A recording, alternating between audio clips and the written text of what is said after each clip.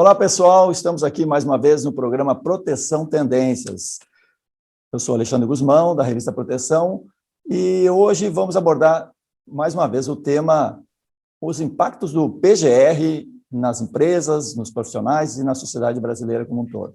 Eu tenho um convidado muito especial, que é o meu amigo Jacques Cherique. O Jacques Cherique é engenheiro mecânico, engenheiro de segurança, foi secretário de Segurança e Saúde do Trabalho, no tempo que o Ministério do Trabalho ainda tinha uma secretaria, atuou muito intensivamente no sistema Confiacrea, onde ainda atua, foi presidente da SOBS até o ano passado, a SOBS Nacional, entre outras entidades importantes. Nesse programa, o Cherique vai nos falar bastante sobre as suas opiniões sobre o PGR.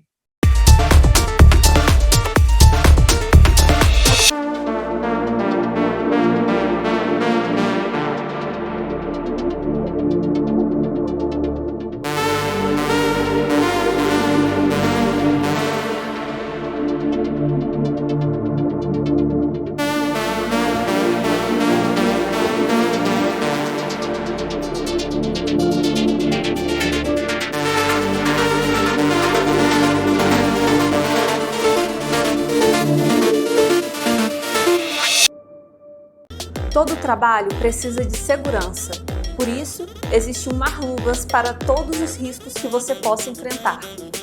Seja eletricidade, queda de objetos, escorregamentos, umidade, corte, seja qual for o seu trabalho, Mar-Luvas tem a proteção perfeita para você. Diversos riscos, uma proteção. Para ficar por dentro de todas as novidades, nos siga nas redes sociais. Mar-Luvas, a força da história. Olá, Cherique, tudo bem com você? Obrigado por estar aqui com a gente no programa Proteção Tendências. Bom dia, Guzmão. É um prazer estar aqui com você e com os nossos colegas que vão nos assistir.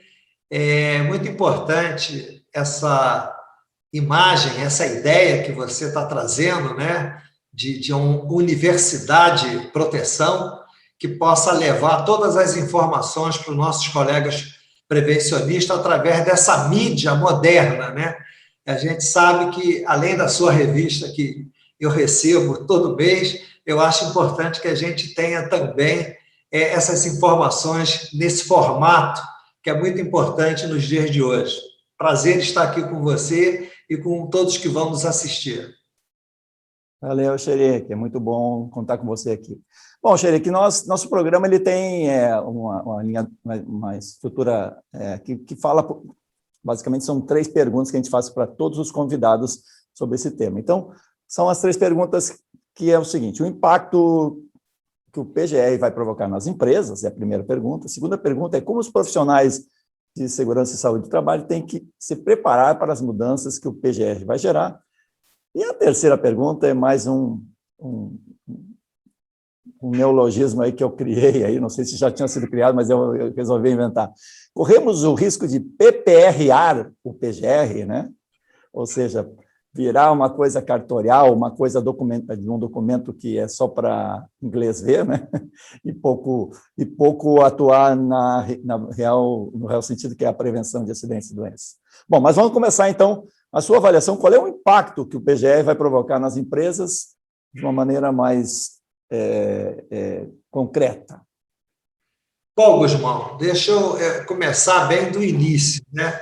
Na verdade, eu sempre fui um grande defensor da melhoria do que era chamado PPRA. O PPRA ele começou lá em 94 para 95, de uma certa maneira deturpado, né? Porque ele veio do que era o mapeamento de risco. O mapeamento de risco envolvia todos os possíveis riscos, né? Os 5 grupos de riscos. O PPRA ele aglutinou apenas os riscos ambientais, que eram os riscos físicos, químicos e biológicos, deixando de fora os riscos ergonômicos e os riscos de acidentes. Acredite você, Guzmão, eu tenho feito esse estudo por muitos anos. Os riscos ambientais, ou seja, os acidentes originados pelos riscos ambientais, físicos, químicos e biológicos, não chegam a 10% dos benefícios previdenciários, enquanto que os demais riscos que não eram incluídos no PPRA, os riscos mecânicos ou de acidentes e os riscos ergonômicos, aglutinam aí em torno de 90% dos benefícios previdenciários. Ou seja, a gente tinha uma ferramenta muito boa, muito importante, mas para um grupo muito pequeno de riscos, que, na verdade, eram os riscos tradicionais do século XVIII. No século XVIII, ninguém falava em ergonomia, né? em acidente ligado a, vamos dizer, as condições mentais e psicológicas dos trabalhadores, que isso está dentro da ergonomia, nós vamos falar mais para frente, e os riscos de acidentes eram tratados de uma forma separada, como se fosse o acaso, né? Como se fosse aquilo que tem que acontecer, é uma questão de sorte ou de azar. Então, durante esses 25 anos que o PPRA existiu, eu sempre, nas minhas palestras, nos meus eventos que eu participava, eu dizia que ele precisava se tornar um documento mais amplo, né? E parece que, de uma certa maneira, a gente influenciou o grupo que está hoje lá fazendo essas legislações, quando o CONFEA foi convidado para apresentar sugestões de melhoria de normas, e nós levamos todas essas ideias de que o documento PPRA, que virou o documento principal das empresas, né? E como você já falou, o PPRA virou um passeio pelas, na época, 28 e hoje pelas 36 NRs. Na verdade, não era. O PPRA era um passeio exclusivamente pela NR9 e um pouquinho de NR15, somente isso. Um pouquinho de NR11, talvez NR13, NR15, mas ele não era um passeio pelas NRs, ou seja, quem tinha um PPRA não tinha um mapeamento de riscos da sua organização, ele não estava fazendo a proteção completa e total dos trabalhadores, estava focando exclusivamente nos riscos ambientais, que era o PPRA. E eu costumo brincar o seguinte, o que acontece quando você tem um benefício ligado aos riscos ambientais, que era o PPRA? Você tem um benefício chamado doença, né? O ruído, calor, poeira, exposição aos agentes biológicos causam doenças. Ou seja, os verdadeiros acidentes nunca estiveram dentro do PPRA. O PPRA só tratava de doença.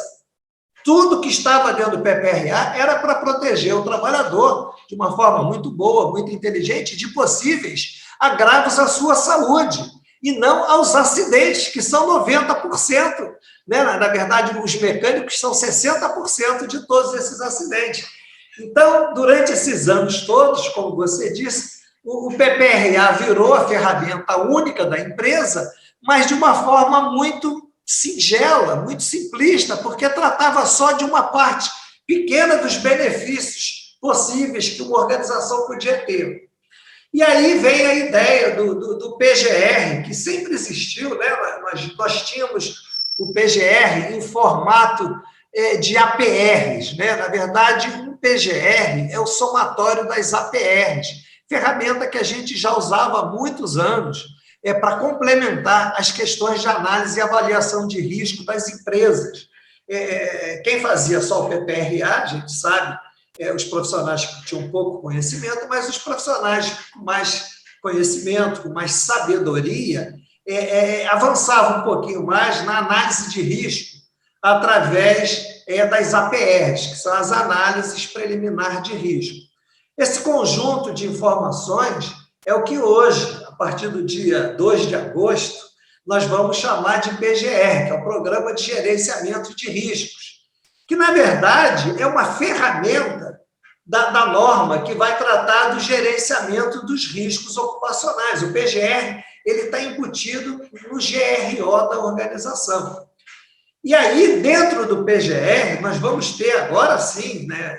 Eu não vou falar aqui detalhadamente, que ainda não é a aula sobre o PGR, nós temos aí pelo menos 11 etapas a serem percorridas para você ter um verdadeiro PGR. Na verdade, você vai ter um PGR bem feito quando você tiver, pelo menos, todas as avaliações de riscos físicos, químicos, mecânicos, ergonômicos, de acidentes, de combate a incêndio, de análise de riscos da organização como um todo. Ou seja, a gente vai sair daquela ferramenta muito simples, que era ruído, calor, poeira e alguns outros agentes ligados aos riscos biológicos, e entrar realmente na análise de risco global da organização. Os riscos, por exemplo, que a gente tem numa possível situação de greve, numa possível situação de falta de energia. Nós temos que ter essa análise de risco. Isso já era feito em outras ferramentas. Nós temos hoje todas as ferramentas para atender todas as NRs. Na verdade, o PGR ele vai ser o somatório de todas essas ferramentas. Então, você fica imaginando como que eu vou ter a questão, vamos dizer, de combate a incêndio dentro do meu PGR. Sim, eu vou ter todo o meu plano de prevenção e combate a incêndio como um dos itens do meu PGR. Se eu tiver uma atividade de construção civil, eu vou ter um PGR que vai embutir a NR18 toda dentro do PGR. Quer dizer, não é que eu vou fazer NR18 e vou fazer o PGR separado, não. O PGR terá que embutir todas as análises de todas as demais NRs. Quer dizer, é o programa de gerenciamento de risco. Quer dizer, o programa, ele engloba todos os pequenos não, os detalhados, né, itens de cada NR. Então, é muito importante, e já antecipando uma pergunta que você me fez, que você vai me fazer, né, mais para frente, a gente tem que ter certeza que isso será feito por profissionais qualificados. Já começa a surgir os modelinhos prontos de PGR, aquele que você compra o modelo de PGR, e as pessoas têm me pedido, Xerique, você não vai fazer um livro sobre PGR, você não vai fazer um modelo de PGR para disponibilizar? Eu digo, o modelo de PGR é cumprir as 36 NRs, você tem que pegar cada NR e ver o que se aplica à sua empresa e fazer análise de risco, né, através de APRs ou de qualquer outra ferramenta, e aglutinar isso num big programa que envolva todos os riscos da sua organização. Não vai ter um formulário pronto onde você vai preencher tem, não existe, não aplicável. E é isso que eles querem, é isso que todo mundo está esperando, um modelo pronto de PGR para começar a vender PGR através das empresas de contabilidade, através dos profissionais que não têm conhecimento, e vão nas organizações vender aquele modelo de PGR pronto. E agora, com a facilidade da informática, eu até te digo, eu já fui até convidado por mais de uma empresa para ir lá nessa organização fazer um PGR online. O que seria um PGR online?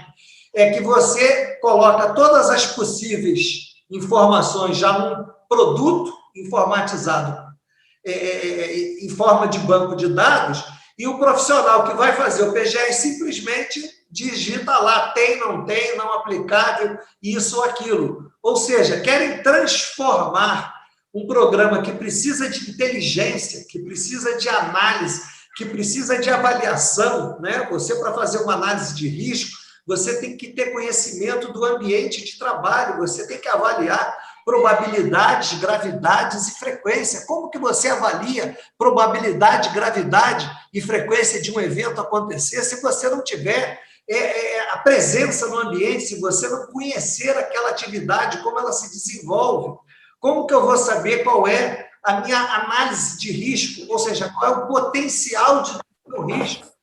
Eu tenho feito muito trabalho de NR12, né, que trata da prevenção de acidentes em máquinas e equipamentos, e ela já é um avanço. A NR12 ela já trata análise de risco de máquinas e equipamentos em forma de PGR, que ela já te obriga a fazer o reconhecimento do risco através de uma metodologia, que é uma ferramenta da ABNT que te diz qual é a probabilidade, qual é a gravidade e quais são os instrumentos de proteção existentes. E aí você define qual é a dimensão do seu risco. Definida a dimensão do seu risco, você vai estabelecer suas medidas de controle. Isso é que é um programa. O programa tem que ter início, meio e fim. O programa não é uma ferramenta, não é uma fotografia, como fizeram do PPRA. O PPRA, mesmo tendo o primeiro P, se chamando programa, transformar o PPRA numa fotografia da empresa. O cara vai lá, entra na empresa em 15 minutos e sai da empresa e entrega um produto pronto, em forma de papel, que não significa que vai ter nenhuma ação em cima daquilo. Por quê? Você não estabeleceu medidas de controle, não estabeleceu um plano de ação. O PGR exige um plano de ação. Se você for lá olhar a norma que institui o PGR, ele quer que você tenha um plano de ação definindo prioridades e definindo responsabilidades. Isso é o que a gente sempre fez nas APRs, isso é o que a gente já faz na NR12. Ou seja, na minha opinião, o PGR veio em boa hora.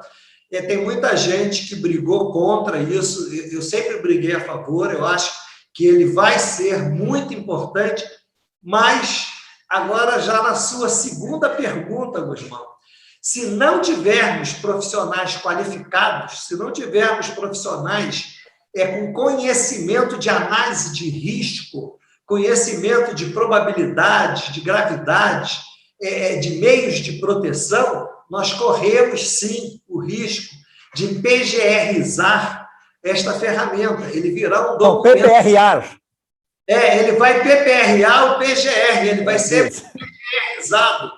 Nós vamos ter isso online, as empresas estão doidas para vender PGR online, onde você compra um aplicativo e você transforma aquilo em PGR, sem que você tenha realmente o trabalho importante de entrevistas, sem o trabalho importante de conhecimento do ambiente de trabalho, sem que você tenha a avaliação do posto de trabalho, para depois de conhecer o posto de trabalho, estabelecer os riscos que estão ali presentes. Quer dizer, o trabalho do engenheiro, ele é muito parecido com o trabalho do médico, né? O médico, ele faz anamnese, ele faz avaliação clínica, ele pede exames para poder dar um diagnóstico e propor o tratamento. A engenharia de segurança tem que trabalhar do mesmo modo, ela tem que conhecer o ambiente, ela tem que conhecer os riscos, tem que conhecer os possíveis meios de proteção e estabelecer um plano de ação para proteger o trabalhador dos riscos existentes no ambiente. Quer dizer, não é apenas, ou não deverá ser apenas um papel impresso ou um banco de dados eletrônico, como é o PPP. O PPP está certo de ser assim. Ele é um documento previdenciário com informações tiradas de um documento técnico, que é o LTCAT. Mas o PGR não, ele tem que ser um documento dinâmico, tem que ser um documento técnico, feito presencialmente. Você tem que ir na empresa, conhecer o ambiente, os riscos, entrevistar os trabalhadores. Como que você vai fazer uma análise ergonômica do trabalho que está dentro do PGR, está a análise de riscos ergonômicos. Você vai ter que fazer uma AET para poder gerar o seu PGR, que englobe todos os riscos do seu ambiente de trabalho. Como que você vai fazer uma AET sem ir lá entrevistar os trabalhadores sobre o que ele acha, o que está lhe causando dores, ou cansaços, ou estresses, ou infortúnio?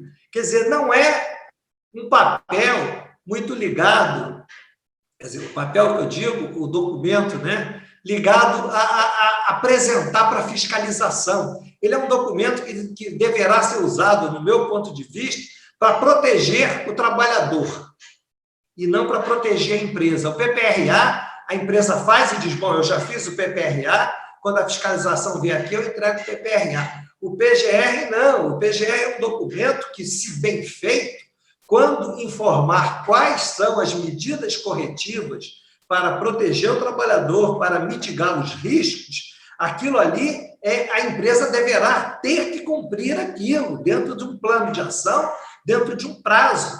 Aí sim, e por isso que eu digo que a gente contribui um pouco, porque a pergunta que os auditores fizeram para a gente foi: o que o Confea pode contribuir para reduzir em 20% dos acidentes? Foi quando eu falei, quando a gente tiver um instrumento que envolva todos os riscos da organização, e não apenas os riscos passíveis de causarem doenças. Nós temos que ter também os riscos passíveis de causarem acidentes, e principalmente os riscos ergonômicos, que hoje crescem, né, numa velocidade muito grande.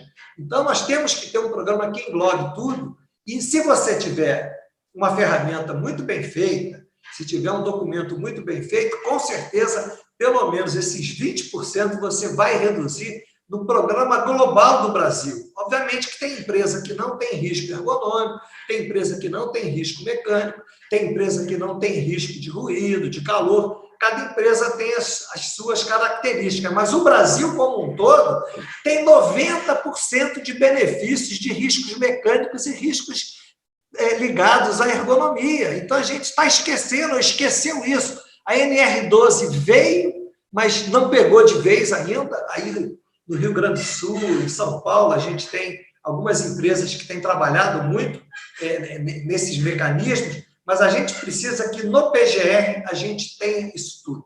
E a gente vai precisar ter, Gusmão, um plano de ação. O que é um plano de ação? O plano de ação é uma ferramenta que toda empresa deve ter para todas as suas emergências. Isso já está na NR20. Se você pegar a NR20, ela tem lá o que ela chama de PAI, o Plano de Ação de Emergências.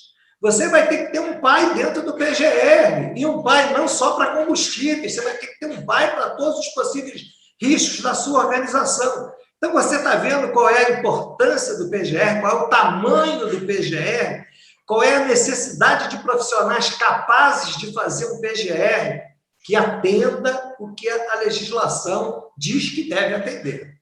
Deixa eu fazer uma observação aí que eu acho que é importante e fantástica a tua síntese. Você conseguiu, em poucos minutos, aí, fazer um resumo da ópera. Depois nós vamos falar dos profissionais, que eu acho que é assim, os profissionais estão um pouco assustados, não sabem para onde correr. Tem um assim, até porque não estão preparados, né? Nós temos que falar em gestão, não é muito fácil para um profissional que está acostumado a cumprir normas. Depois a gente vai falar sobre isso aí. Mas o que me preocupa muito é como as empresas e como os empresários vão entender esse processo. E aí vem um problema sério, a gente não sabe, os profissionais de segurança e saúde do trabalho, a gente não tem uma capacidade de se comunicar muito bem com a empresa. A gente normalmente usa a lei como o nosso defensor. Tem que fazer isso porque a lei manda. Não tem que fazer isso porque a lei manda, tem que fazer isso porque vai reduzir acidentes, vai reduzir doenças e vai reduzir custos, vai desperdício das empresas. Mas o nosso discurso normalmente está atrelado ao cumprimento de normas, que tudo bem, é normal, temos que cumprir as normas. Mas eu acho que esse discurso em cima de lei, isso provoca um afastamento do empresário que acaba dizendo, mais uma lei para mim cumprir, mais uma obrigação, né? E quando, na verdade, se ele entendesse melhor o espírito, digamos, do que a gente está falando em segurança e saúde do trabalho, a gente está falando em redução de acidentes, em redução de paralisações, em redução de afastamentos, em redução de prejuízos na empresa, né? E me parece que esse é um ponto importante que os profissionais muitas vezes acabam não esquecendo de fazer aquele cálculo, né, desse prejuízo e mostrando para o dono da empresa, olha, nós estamos perdendo tantos reais por ano em desperdícios provocados por acidentes, por doenças, por afastamentos, né? Mas, de qualquer forma, isso é um desabafo meu aí, só para, né? Mas, assim, só para colocar a observação, como é que o empresário vai receber isso, já, inclusive nesse momento de pandemia, onde está falando em crise no Brasil, no mundo, de mais uma obrigação, ele não vai entender isso como mais uma obrigação. Quem é que vai explicar para ele o que ele ganha com esse tal de PGR e o GRO? É isso que eu queria, né? Acho que nós temos um problema para resolver aí na comunicação, né? Bom, quem vai informar isso para os empresários é você. É você que tem meios de comunicação através dos seus consultores que você vai ouvir, das entrevistas, para poder colocar nos seus meios de comunicação, olha, tem aí uma nova exigência legal, que é uma exigência que não é só para cumprir uma NR, é uma exigência que pretende fazer a redução dos acidentes no Brasil como um todo. Existe uma metodologia da OIT, eu tive lá fazendo um treinamento alguns anos atrás, e tem uma metodologia de análise de risco que inclui custos da prevenção, quando você vai gastar para proteger aquele ambiente que você fez a análise de risco, e quanto é que aquilo vai te redundar em redução se você eliminar os acidentes ou reduzir a gravidade dos acidentes. Tem uma metodologia matemática, né? São números, em que você estabelece parâmetros e define quanto é que vai custar. Eu já fiz isso algumas vezes. Eu me lembro, só para dar um exemplo verdadeiro, a empresa precisava construir um balancinho ou uma gôndola, né? Que é um equipamento para limpezas de fachada, e custava, na época, sei lá, 100 mil reais para fazer a instalação daquele equipamento. E aí a empresa falou, mas eu não vou gastar 100 mil reais. Então, eu usei essa metodologia para mostrar que, se evitasse um acidente em 20 anos, ainda não aconteceu nenhum, mas se acontecer um acidente em 20 anos, aquele investimento se pagou, porque, na verdade, eu fui lá instalar o balancinho, depois construímos e instalamos o balancinho, porque tinha caído um trabalhador e morrido, e tinha custado não sei quanto para a empresa. A empresa disse, eu não quero mais ter esse tipo de acidente, esse tipo de custo. Então, eu fiz análise de risco, fiz um projeto de custo e vi quanto é que ia amortizar ao longo de 20 anos. Eu falei, olha, em 20 anos está pago, se não houver nenhum acidente, o custo é zero, por causa disso. É um projeto, você faz isso. Quando eu trabalhava na minha empresa, que eu não vou citar o nome agora, eu fazia isso para qualquer investimento que a gente ia fazer lá. Se eu tinha que fazer uma proteção numa locomotiva, uma proteção numa máquina de mineração, eu fazia análise de custo e a probabilidade de quanto aquilo ia me trazer de benefício financeiro ao longo de X anos, de 5 anos, 10 anos, 20 anos, curto prazo, médio prazo e longo prazo. Isso é trabalho da engenharia, por isso que chama-se gerenciamento. Você falou muito bem. Gerenciar, fazer gestão é diferente de fazer preenchimento de papel. Você tem que gerenciar depois que você estabelecer todos os seus parâmetros, né, todos os seus riscos, aí que começa o trabalho de gestão. Olha, está definido aqui que eu tenho ruído. Como que eu faço a gestão do meu ruído? Obviamente, se você pegar um profissional pouco qualificado, ele vai mandar distribuir EPI para todo mundo. Depois vai ser aquela briga. Se o EPI atenua, não atenua, se a justiça aceita ou se não aceita. Se você pegar um profissional qualificado, e eu fiz isso muitas vezes, você vai proteger a máquina que produz o ruído. Você vai proteger ou vai tratar o ambiente para evitar que aquele ruído produzido pela máquina chegue aos trabalhadores e não buscar a última etapa do processo de gerenciamento do risco, que é o EPI, que é a única coisa que se fazia no PPRA, gente. Você não tinha ninguém no PPRA que, ao identificar poeira, ele fizesse um projeto de ventilação geral diluidora ou ventilação exaustora. Ele fazia o seguinte, vamos estabelecer o uso de máscara para os trabalhadores. Por quê? Porque as pessoas não estudaram, ou poucas pessoas, né, estudaram engenharia de segurança. E no nosso segmento a gente tem muitos profissionais que se envolvem nisso. Eu costumo dizer o seguinte, e falei isso uma vez para um comandante do Corpo de Bombeiros, e ele ficou um pouco aborrecido comigo, quando ele falou, os engenheiros de segurança só estudam 30 horas de prevenção e combate a incêndio. Eu falei, não, nós estudamos 5 anos de engenharia e mais 30 horas de prevenção, enquanto que um bombeiro, ele estuda os anos todos de combate a incêndio, ele não estuda engenharia de prevenção e combate a incêndio. Quem estuda engenharia somos nós. Quem sabe fazer um cálculo de bomba, quem sabe fazer um projeto de detecção, de alarme, é quem estudou isso, quem estuda isso. Quem sabe fazer uma proteção de uma máquina é um engenheiro. Não é você chegar e dizer, vamos botar uma luva no trabalhador, quando você sabe que ali ele pode, pelo impacto da máquina, perder o dedo com luva e tudo.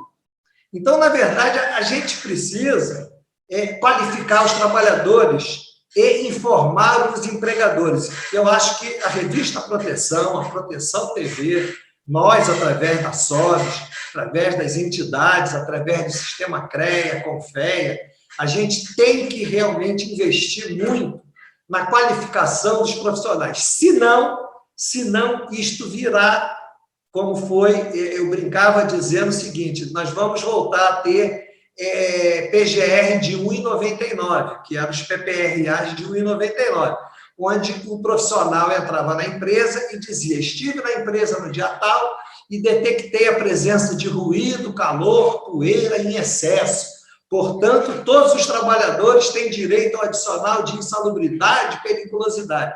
Ou seja, um documento que não tinha validade nenhuma, muito mal feito, e que servia apenas para o empregador guardar, para caso uma fiscalização fosse lá, receber esse documento, e era um tiro no pé do empregador, porque aquilo ali depunha contra ele. Porque uma prova contra ele, né? Às vezes tinha ruído, né? E eu falo sempre nas minhas aulas, tinha ruído de 90 decibéis, mas por quanto tempo? Qual era a média de exposição desse trabalhador? Não falo em proteção, não, eu falo em atenuação através de máquinas e trajetória. É isso que tem que ser feito. Se eu tenho poeira, eu fiz um trabalho grande numa fábrica de café aqui, que quando eu cheguei na estrada, eu já estava sentindo o cheiro de café. Eu falei: eu não vou fazer o trabalho. Por quê? Porque está furado os filtros de proteção, estou sentindo o cheiro aqui na estrada. Não adianta eu chegar lá para medir o quê? Vai saturar o meu filtro em 2 minutos. Primeiro, vamos lá ver qual é o problema. Cheguei lá, estava furado o filtro de manga, mandamos trocar, fizemos tudo, voltei e fiz. Eu fiz um trabalho recente de calor numa grande empresa de alimentos que tinha calor o tempo inteiro. E aí eu fui lá perguntar: mas por que tem calor aqui se tem sistema de refrigeração? Não pode ligar o sistema de refrigeração, porque senão a temperatura do chocolate vai diminuir. Eu falei: então tem alguma coisa errada. Se foi feito um projeto com sistema de refrigeração para os trabalhadores, você tem que aumentar o forno para a temperatura do chocolate ficar na temperatura que ele precisa, e não os trabalhadores ficarem no calor. Aí fomos... Óbvio que o engenheiro-chefe da produção não queria fazer isso. Esse engenheiro maluco do Rio de Janeiro chega aqui, quer mudar tudo. Vamos parar na direção da empresa. A direção da empresa falou: ligue-se imediatamente o sistema de refrigeração da empresa. Ele foi projetado para ter um ambiente na temperatura de 23 graus para os trabalhadores. Temperatura do chocolate é outro procedimento. Vocês vão ajustar a máquina para ter a temperatura lá. Ou seja, isso é engenharia, isso é gestão do risco. É isso que eu espero desse programa, que as pessoas entendam que o risco não é detectar o problema e definir os EPIs. Para definir os EPIs não precisa estudar nada, você contrata as empresas que vendem EPI. O vendedor de EPI entende muito bem qual é o EPI apropriado para cada ambiente de trabalho, porque ele quer vender o EPI dele. Mas quem sabe qual é a proteção ideal do ambiente são os engenheiros, os técnicos, né? Os bons técnicos. Nós temos técnicos maravilhosos, né? Os médicos do trabalho, os enfermeiros do trabalho, profissionais que poderão, a partir do PGR, entender que o mundo mudou. Hoje é o século XXI, gente. Nós não estamos mais no século XIX ou no século XX. As ferramentas que a gente tinha, que nós temos, eram ferramentas do século XIX, que foram estudadas no século XX. Eu estudei isso tudo no século XX, né?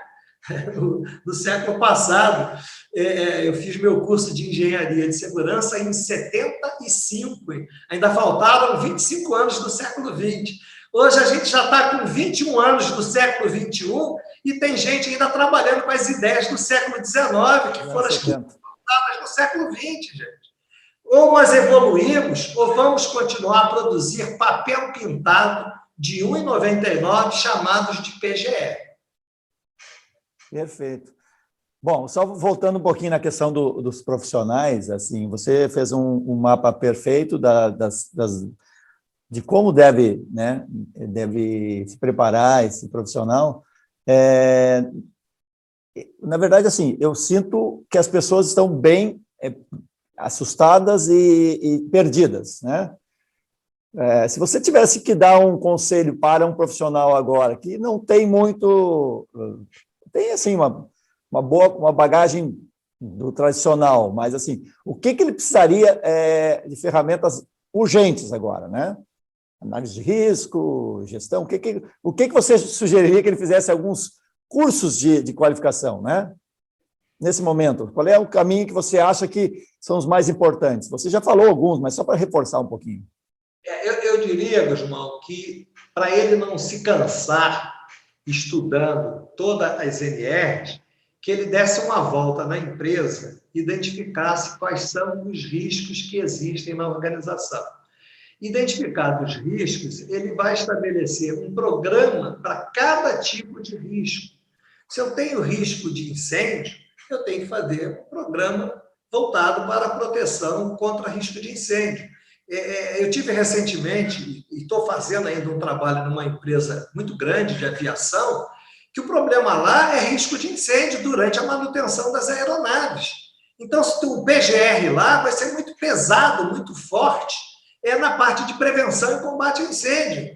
Então, eu não tenho preocupação lá com poeira, preocupação com calor, preocupação com ruído também, muito pouca, talvez um pouquinho de agente químico, mas a preocupação principal lá é combate ao incêndio. Então, eu tenho que estudar bem e o meu PGR vai ser muito pesado naquilo. Então, não adianta fazer um PGR padrão, como as pessoas estão querendo, estão pedindo.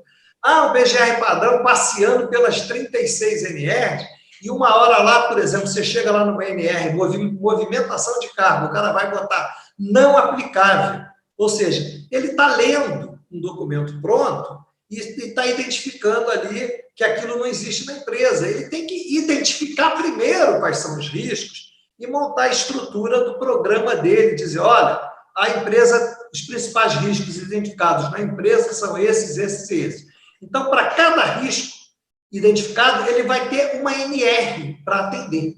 Se ele tem máquinas e equipamentos, ele tem que fazer uma NR12. Se ele tem riscos ergonômicos, e tem risco ergonômico, tem em todas as empresas. Escritório de contabilidade, que tem um funcionário, tem risco de ergonomia. Escritório da proteção TV tem risco de ergonomia. Vai ter que fazer um PGR, provavelmente focado nas questões ergonômicas, talvez alguma coisa na parte elétrica, talvez algumas outras coisas que a gente possa identificar, mas sempre terá risco ergonômico, né? Principalmente pela forma de trabalho hoje em dia. E agora, se eu vou numa empresa de mineração, provavelmente eu vou ter todas as NRs, talvez tirando a parte de frigoríficos, talvez até frigoríficos a gente tenha também numa empresa, uma grande empresa de mineração. Agora, se eu for numa empresa de alimentos, essa parte de frigoríficos é muito importante, e é menos importante, talvez, prevenção e combate a incêndio.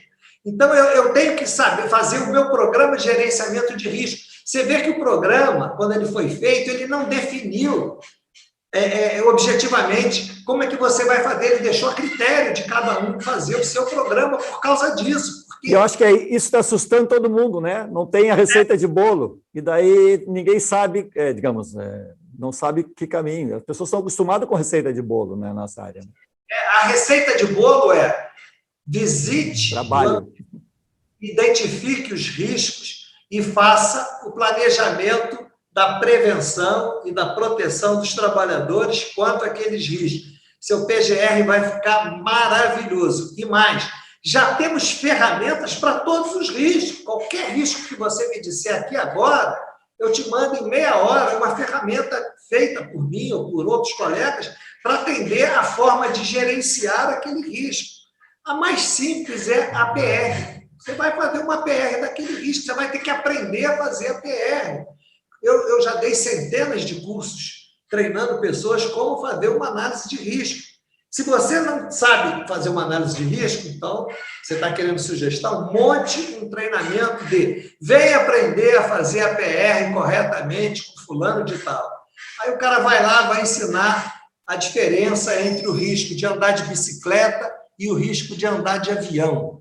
Por que uma mãe fica muito feliz quando o filho vai andar de avião e fica muito, vamos dizer assim, com prevenção quando o filho vai andar de bicicleta?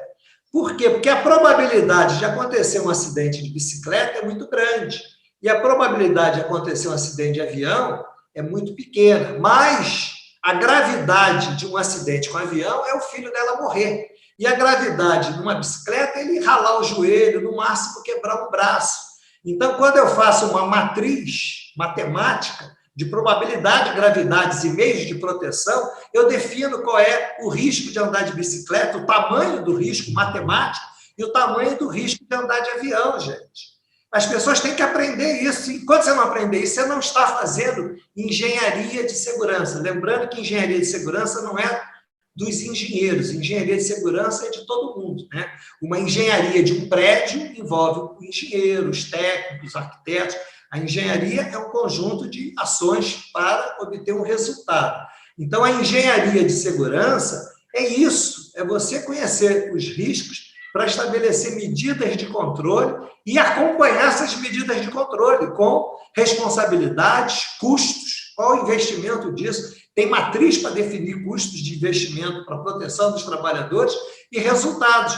Senão, a gente vai ter um PGR de 1,99, que eu ainda estou em dúvida. Se você não ajudar, se as entidades não ajudarem, isso vai descambar realmente para papel pintado de 1,99. Então, agora vamos exatamente para essa reta final aí da nossa conversa, que é exatamente a perspectiva de se transformar isso. Para mim, nós temos uma oportunidade. Nós temos uma oportunidade de fazer uma mudança cultural. Está nas nossas mãos muito isso. Claro, o governo e todas as suas ações são importantes, mas está muito na ação das instituições, dos profissionais e de como a empresa vai receber isso, né? Então, qual é a sua avaliação em relação ao risco de nós perdermos essa oportunidade de transformarmos o PGR num PPRA, ou como eu criei o neologismo, PPRar o PGR? Bom, eu digo o seguinte, Guzmão, nós que acompanhamos desde o início o PPRA ele levou algum tempo para ser absorvido pela sociedade prevencionista, né? Eu diria que pelo menos 5 anos foi o tempo que ele levou sendo maturado para se desenvolver. E naquele tempo, como ele é muito específico e muito fácil de você transformar ele num documento formalizado, onde você põe sim, não e não aplicável, ele foi tendendo para se transformar num papel, né, e não num programa de prevenção. Muito pouco um PPRA se transformou em programa de prevenção, motivo pelo qual a gente continua a ter aí em torno de 700 mil acidentes não, vamos chamar de benefícios previdenciários, né, causados pela atividade laboral. Eu acho que nesse primeiro ano, ou talvez nesses primeiros meses, a gente vai ter de tudo. Já estou te falando, pelo mais de uma empresa já me chamaram para fazer um modelo eletrônico em que ele vende lá o aplicativo, o cara abre na tela dele, digita aquilo lá e está pronto. Quando a fiscalização chegar lá, ele imprime e dá para o fiscal. Quer dizer, na verdade, não é isso. Eu me recusei exatamente por causa disso, que eu falei, olha, não é uma equação. Você precisa ter a observação. Eu faço sempre a correlação com o médico. O médico tem que examinar o paciente, o engenheiro tem que examinar o ambiente, ele tem que avaliar o ambiente, ele tem que conhecer os riscos, senão ele não vai fazer um documento válido, né? Eu estava agora fazendo um trabalho para uma grande empresa e que ela estava me exigindo que eu botasse as intempéries dentro do PPRA. Eu falei, olha, eu vou botar as intempéries em que agentes? Físicos, químicos ou biológicos? Põe nos agentes físicos. Eu falei, olha, intempéries não é agente físico. Você não pode esperar agora até o dia 2 de agosto. No dia 2 de agosto, a gente faz um PGR, e aí sim nós vamos ter a probabilidade de acidentes causados. Era uma empresa de navegação, que eles tinham que usar barcos. A gente vai ter a questão das intempéries, entendeu? Mas, nesse momento, dentro do PPRA, não cabe ter intempéries. As intempéries estão fora. Então, acabei convencendo lá a empresa e a gente tirou as intempéries por enquanto. Agora, quando chegar a hora do PGR, nós vamos ter que incluir não só as intempéries, mas vamos ter que incluir todos os riscos, todos, tudo que é risco, que pode levar a um trabalhador sofrer um acidente ou sofrer um agravo à sua saúde, nós vamos ter que tratar no PGR. É isso que os profissionais têm que estar preparados. E se você me perguntar se eles estão preparados, não estão.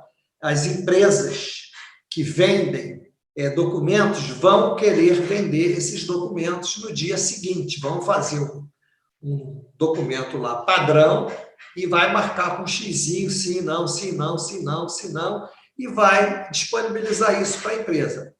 Tem um problema que a gente não conseguiu e não vai conseguir nunca, né? É que esse documento ele pode ser feito, mais uma vez, por qualquer profissional, por qualquer pessoa que tenha conhecimento.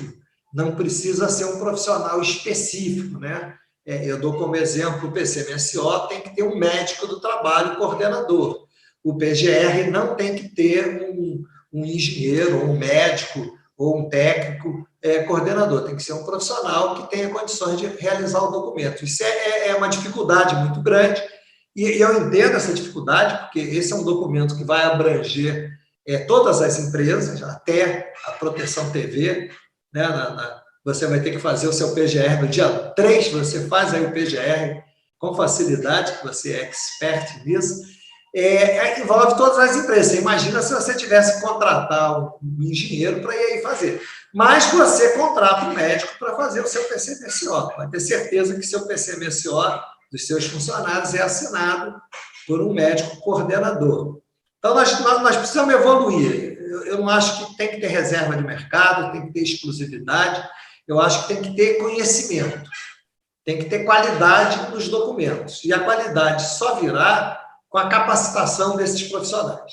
Então, eu acho que vai demorar um tempo, 1 ano, talvez 2, mas o PGR vai pegar, terá que ser um documento de muita qualidade, até porque a NR, por si só, não é nada. É um livro que você compra na papelaria, que você compra numa livraria, você compra as NRs. Significa que você tem conhecimento? Não, você tem informação.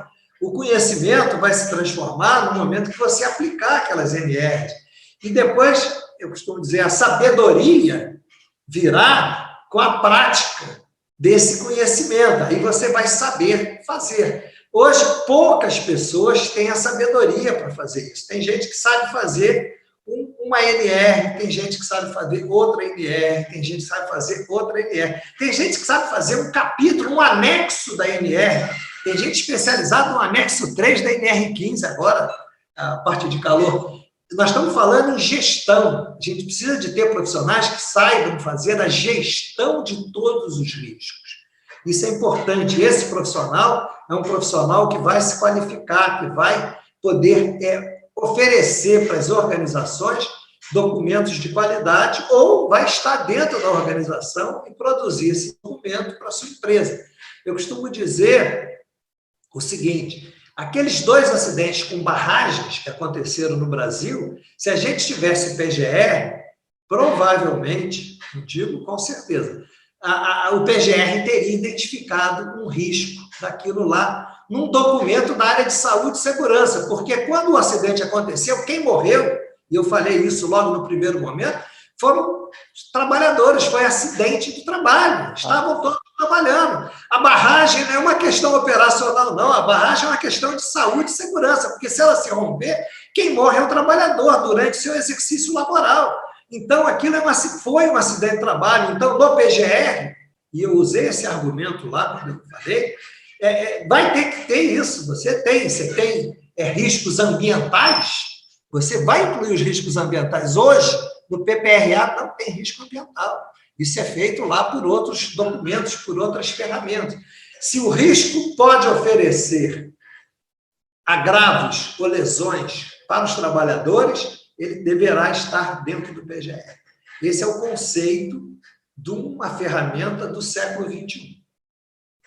Muito bom, Cherique. Excelente as tuas observações, os teus comentários. Eu acho que fez um resumo preciso aí para os nossos profissionais de segurança e saúde do trabalho dos impactos, né, que a gente vai ter a partir da entrada da nova NR1 e os seus desdobramentos. Queria te agradecer esse momento aí especial, essa nossa conversa, e dizer que sempre é bom te ouvir. Prazer foi meu. Estou sempre aqui à disposição de você e dos nossos colegas que vamos assistir. Então, pessoal, estamos encerrando o nosso Proteção Tendências, que ouviu o engenheiro Jacques Cherique, e a gente volta na semana que vem com mais um programa. Um grande abraço a todos. Grande abraço.